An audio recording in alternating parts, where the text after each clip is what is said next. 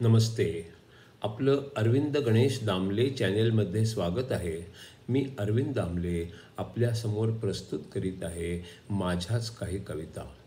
हा आहे ह्या कवितांच्या सत्राचा 536वा भाग. आपल्याला या पसंत पडल्या तर चॅनेलला सबस्क्राईब करा, लाईक करा, शेअर करा आणि बेल आयकॉन दाबायला विसरू नका. तर ती पहिली कविता आहे. आई दुसरीतल्या मुलावर होमवर्क करीत नाही म्हणून रागावली.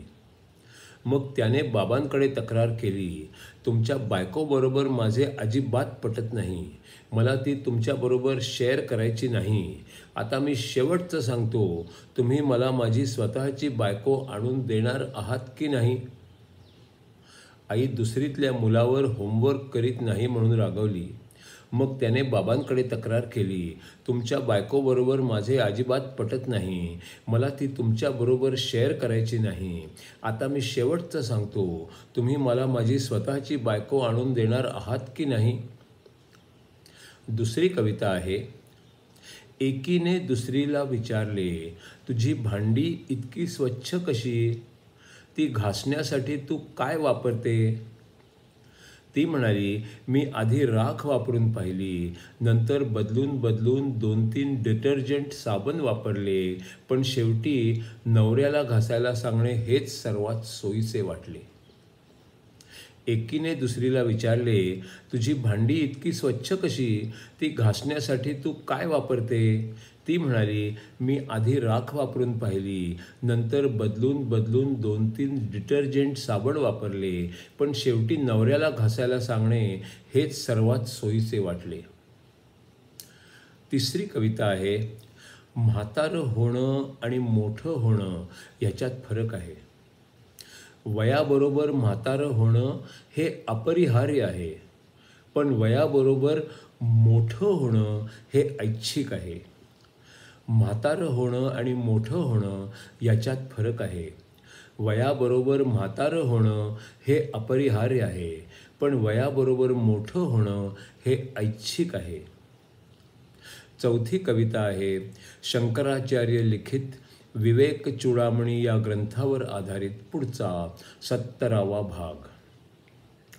एक आत्मा एका पुरते जग निर्माण करतो, तसेच परमात्मा साऱ्या ब्रह्मांडाला बनवतो.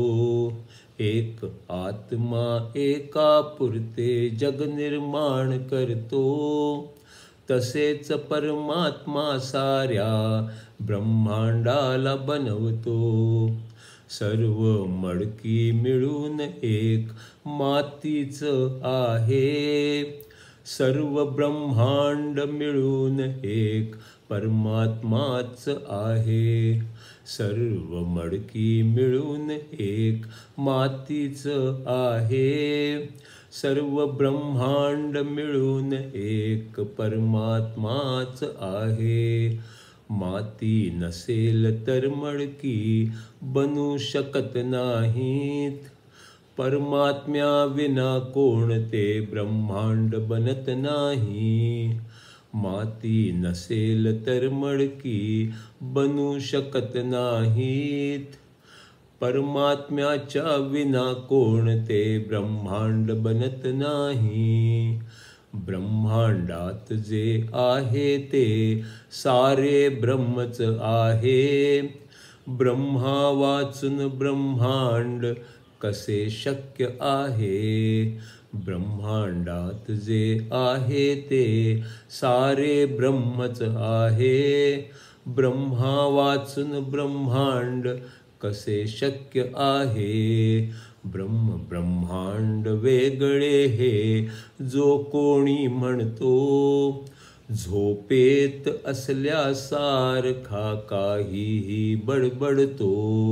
ब्रह्मांड वेगळे हे जो कोणी म्हणतो, झोपेत असल्यासारखा काहीही बडबडतो. ब्रह्मांड हे ब्रह्मच आहे अथर्ववेद म्हणतो, ब्रह्मावर जे काही दिसते तो तर भास असतो. ब्रह्मांड हे तर ब्रह्मच आहे अथर्ववेद म्हणतो.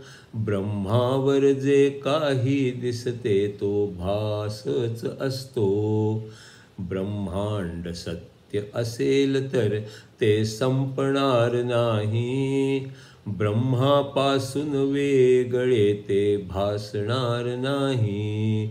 ब्रह्मांड सत्य असेल तर ते संपणार नाही. ब्रह्मापासून वेगळे ते भासणार नाही. कालांतराने ब्रह्मांड बदलत संपत जाते. कारण ते ब्रह्माहून वेगळे असते. कालांतराने ब्रह्मांड बदलत संपत जाते. कारण ते ब्रह्माहून वेगळे असते. ब्रह्मांड ही आवरणाचा एक भाग असते.